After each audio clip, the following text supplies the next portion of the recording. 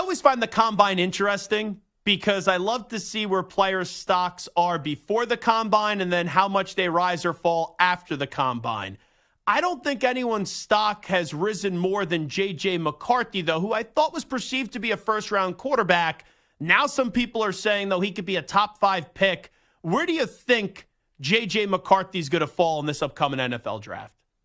Yeah, I think that's a great observation, Zach, about JJ, because going into it, of course, we got into he has not been asked to do as much as the others in their offense. In other words, they were throw first. He was on a run first offense. And nowadays there is a true distinction with that, especially the way Michigan ran the ball. I mean, I'm still trying to process during the middle of the season, watching them go to Penn State in the second half, officially throw 0 passes. They threw one, penalty. And there was a penalty play, and it ended up getting wiped off, so it never went into the books as a pass.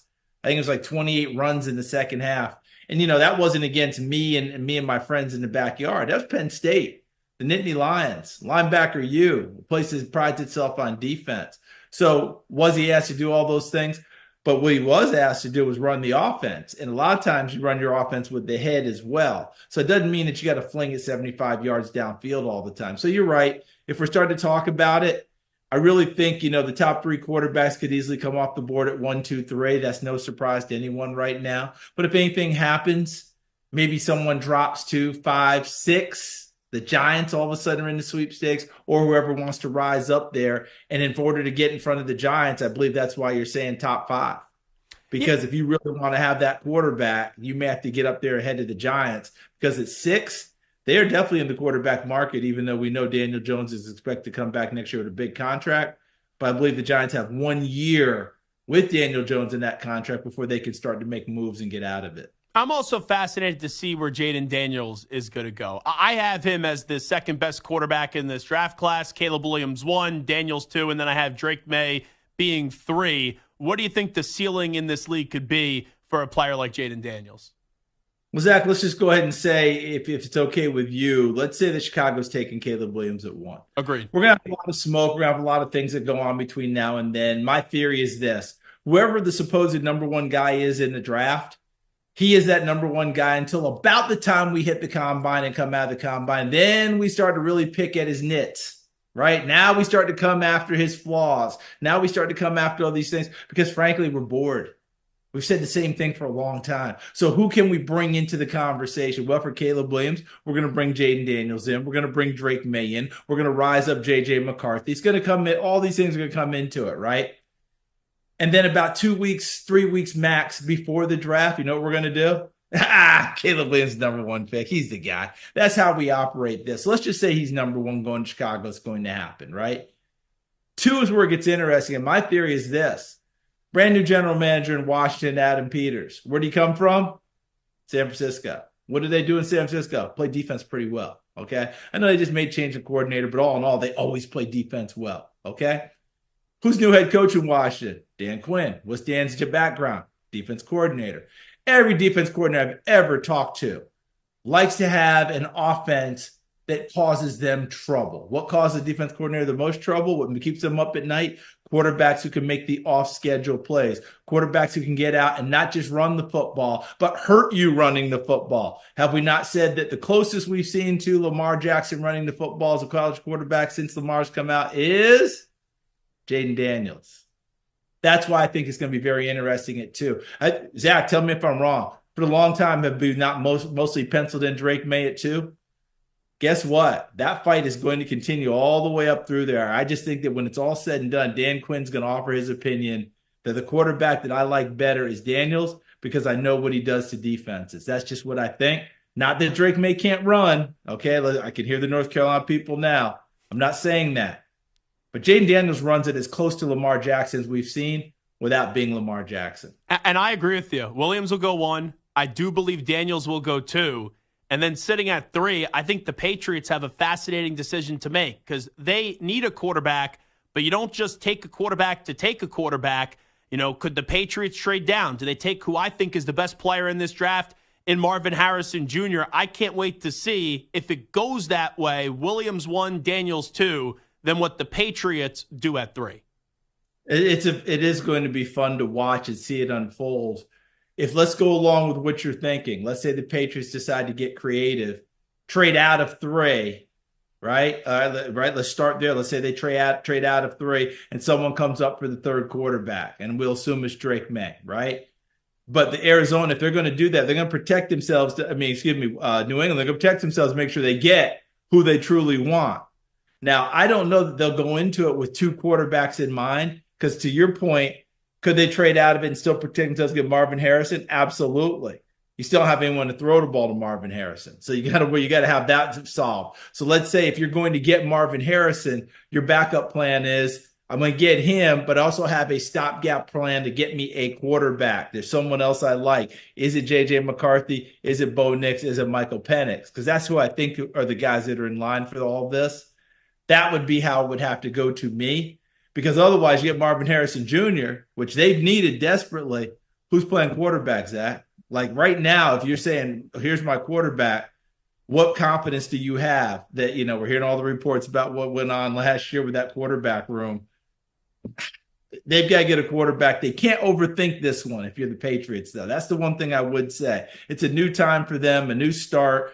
I don't think Gerard Mayo is going to want to do it. I'll guarantee you Elliott Wolf's not going to do it as the new decision maker there. And his bloodlines and decision making comes from a guy who's a Hall of Famer, and that'd be his dad, Ron Wolf. So I'm not too worried about that part. I think above all else, they can pull the Kevin Costner in what was it, draft day. Put it down on the Post-it. No matter what, the quarterback I like. Something along those lines. Yeah. Vontae Mack, no matter what. I think what was on the actual post. Yeah, this time it's not going to be a linebacker like the movie. We had a linebacker go number one. I remember watching the movie, and even then I thought, this is very cool, but this isn't the time of Dick Butkus. Yeah. Okay? Nobody's going to take a linebacker at the top of the food chain, no matter how good they are. You pancake-eating mother bleeper on the trade negotiations, one of my all-time favorite lines in a movie. Charles Davis here with us. I'm also curious, because we talk about trading back, and I just said what I said about Marvin Harrison Jr. I think he's the best player in this draft. How big of a difference is there for Marvin Harrison Jr. and Rome Odunze? Because if you're a team that is looking for a wide receiver, like let's say the Cardinals, but then quarterbacks start going, and if you trade back a few spots, you may lose Marvin Harrison Jr., but then if you settle on Rome Odunze, how big of a separation when you evaluate those two players do you think there is from one to the other? Not as much as maybe one would think. I'll put it to you this way. Let's take the quarterbacks out of the discussion, and we start to say, okay, who are the best players in the draft? You could say Marvin Harrison Jr. would be one. Rome Odunze from Washington would be two. Malik Neighbors from LSU could be three. Although right now, if Malik Neighbors heard me say three behind Odunze and behind Marvin Harrison, he is ticked off. Have you ever seen anyone so upset over a Blitnikoff Award in your life than Malik Neighbors was? No. That's who he is. All right. If you talk to the LSU people, like we always joke about Baker Mayfield doesn't have a chip on his shoulder, he has a boulder. Meet your twin in Malik Neighbors. That's how he operates, all right? He'll perceive that as a slight. And by the way, Brian Thomas, his running mate at LSU, not so bad. He could easily be the fourth receiver in this draft. I realize Xavier Worthy's got all of our attention running 4-2-1, but A.D. Mitchell is probably a better receiver at Texas. So we're going to go and get a lot of receivers, and we're going to be deep all the way through. And we're going to mention Puka Nacua went in the 5th round until the cows come home and this draft is over. You know how it is. Like, we're already invoking him with Keon Coleman not running as fast as people expected. But the GPS thing had him going the fastest in the gauntlet, just like who last year? Oh, that's right, Puka Nacua. So this is where we're going to go with this. Zach, receiver is going to be all through this one. But right at the top, not as big a separation as one would think. If Harrison's one, I think a lot of people feel like Odunze and those guys are 1A, 1B, 1C. So it's really not a huge deal. And it's a matter of picking your flavor at the top. Charles Davis here with us. Just going back to the quarterbacks. Your top 5 quarterbacks, how do you rank them? 1 through 5, just to make it clear and get it on the record?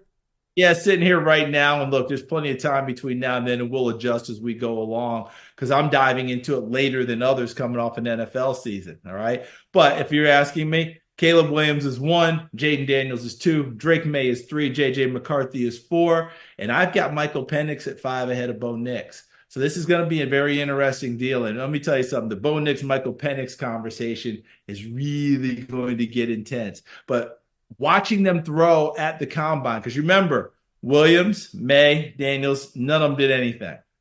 Is it going to bother them and affect them? No. Okay, that's non-issue. They'll do all their stuff for their pro day. They'll get measured. They'll do this. They'll do that. Trust me, the days of those scouts and teams going, I didn't throw at the combine, darn it, get him off my board. Those days are long gone, all right? But it was interesting to me that the next three quarterbacks figured that part out and said, okay, let's try and fill the void. Can we up our stock if indeed you can up it at the combine? I think McCarthy probably did the best job of that. But I thought Penix threw the ball better than Bo Nix did in that one sample. But that's what you have to remember. It's a sample. It's not the overall tape and how you feel about these guys. But to me, it's those six. And then you got to decide if there's a seventh. And I'm not talking about the first round. Who's the seventh quarterback, right? Who's that first one that we're going to pick? Probably Spencer Rattler. And I'm not sure after that how deep we're going to get, truthfully, Zach. I think it's a tough one after that one. I really do. Joe Milton looks the part. There's no question about it. He is gorgeous. For a while, there was talk he'd be this year's Anthony Richardson. That's not going to happen. But you're going to take a shot at him because anybody can throw 70 yards just falling out of bed and not even straining and looking the way he looks. You're going to take a look. You absolutely have to. So, and listen, if I'm drafting as jealous as I am with no hair, I got to get Sam Hartman on my team and just let the flow go. Charles Davis here with us. Just to follow up on that, why do you have McCarthy in front of Michael Penix Jr.? Because when I watched the Michigan tape and the games that I've watched, yes, we're talking about not asked to do, but you see those things. He can do them all. He can throw the deep ball. He moves better than you thought. Did you see his 3-cone time? I know for everyone at home listening, going, what the heck's a 3-cone? It measures your ability to change direction and your agility in a short distance in a short time. It's one of the better 3-cone shuttles that you're going to find for a quarterback. So that just told me about athleticism, way better than maybe people want to give him credit for. He did as close to a pro-style offense, although I have to say, Zach, we're going to have to start being careful about that. Did he run a pro-style in college or did he run a college offense? If you watch the pros play, a lot of it is mashed together now. The pros are operating out of gun, 80% of the time. So this whole idea that the pros are so different than college, well, you'll see more coverages, you'll see better athletes, blah, blah, blah. But what you're running on offense and how you're getting there, it's never been as mashed together as it is right now. It's still going to be more nuanced, of course. But at the same time, it's not the same difference in what you're looking at and what you're watching as we used to have. But I do have to give him credit for that. He was trained like a pro quarterback under Harbaugh. How you huddle, how you call plays, how you take snaps from center, all of that, a little bit extra advantage. And yeah, he played a few big games along the way as well, just like Penix and just like Bo Nix did. That part's not in question. But I just think McCarthy, there's a little more polish on him at the moment. Let's say you're running the Falcons. Charles Davis is here with us. Do you sign Kirk Cousins or do you trade for Justin Fields if, let's say, it's a second-round pick you got to give up for Justin Fields? Yeah, I think Cousins is the guy that I think that they would probably target. That's just me off the top. I realize there's so much smoke about Justin Fields and going back home to Atlanta. I'm going to just call it fit, if that's okay, Zach. In my mind, Pittsburgh, I'd probably be screaming and going getting Justin Fields because they're going to be a run-first offense. The way that they finish here with Najee Harris, Jaylen Warren, and now you're bringing in your new offense coordinator, Arthur Smith, who knows how to handle running backs, who beat you up running the football. C. Henry, Derek, Tennessee. That fits really well. And what are you going to do with the big arm? Throw it over the top off of play action. Now, the flip side to that is Kirk Cousins. Does it not look like Ryan Tannehill when he took over that Tennessee offense a few years ago? So if you're Arthur Smith in those conversations in Pittsburgh, you're whispering in Mike Tomlin's ear, let me show you some tape and tell me if Cousins doesn't look a lot like what Tannehill did when we really had it cranked up. So it's going to be interesting to see how it goes. But I think that big arm for Fields to be able to go over the top and find George Pickens, and they need to add receivers. Don't get me wrong on this one because they need dependability out there. We know Pickens gives you big plays. We know Deontay Johnson does. But how many times did we talk about them last year as not being dependable at key times? Hopefully that goes away for them. but it shouldn't go away in your mind if you're the general manager, Omar Khan. You should still be saying, I got to get some guys I know I'm going to do the job for me. But yeah, it's going to be fun to see where all these people end up. But where does Russell Wilson go? Where does Kirk Cousins go? Where does Justin Fields get traded? And by the way, except for Fields, Zach, wherever Cousins or Wilson goes, that doesn't mean that team's out of the quarterback market in the first round. Last thing I'll ask Charles Davis. Yeah. Let's say we're talking 5 years from now. Who are the 5 players in this draft class? Offense, defense, doesn't matter, that you think are going to be the 5 best players from this past draft class? Heck, I might take 3 centers right out of the gate. They're going to play and going to be starters day one. Jackson Powers Johnson out of Oregon, Zach Frazier out of West Virginia, Graham Barton, the left tackle from Duke, who's going to go inside. Did you see Tanner Bortolini? People weren't talking about him. He's going to start for someone right away at center out of Wisconsin. I'm just going to talk big guys interior. That used to be a spot that we kind of went, oh, God, if you're drafting a guard early, that's not a great idea. Guess what? You get your pivot right now. That's a big, big deal. Flip it over to the other side. I'm very interested, and I know what your question is. I'm not avoiding it, sure, but it's hard for me to do a top 5, Zach, but I've got some intrigue with different people. Chop Robinson from Penn State sure looks like he should – when you watched him go through the combine, did you not say to yourself and rush back to the stats and go, my God, did he get 20 sacks last year? How many sacks did he have last year? He had 4. Now, I'm not saying that to damn him at all, because there was a kid who came out of Penn State a few years ago. Remember his name? Yeah, Micah Parsons. Odafe Owe. Remember him? Yeah, went to Baltimore, right? Yeah. Went to Baltimore. How many sacks did he have his last year at Penn State? He had 0. Okay? Went in the first round. Sometimes the traits are there. Sometimes you get them unlocked later at different spots. But Chop Robinson sure looked like a guy that's going to be a solid player. And I'm just going to tell you right now, he's not a first rounder, but he's a kid that I am crazy about. I develop these crushes every year for different players. I developed it earlier in this draft process. He gave it to me at the Senior Bowl, and he gave it to me even bigger at the Combine because he ran like 4.45, and everybody went, whoa, I didn't know he had that in him. You know what I'm talking about? Is a safety from Utah named Cole Bishop. And I'm not saying he's Eric Weddle, because Eric Weddle was a guy that I really had a crush on, and he turned out to be right on that one. But Cole Bishop, safety, Utah, do not fall asleep on that young man. He had about as impressive a workout in Indianapolis as we've seen at that position with this grouping.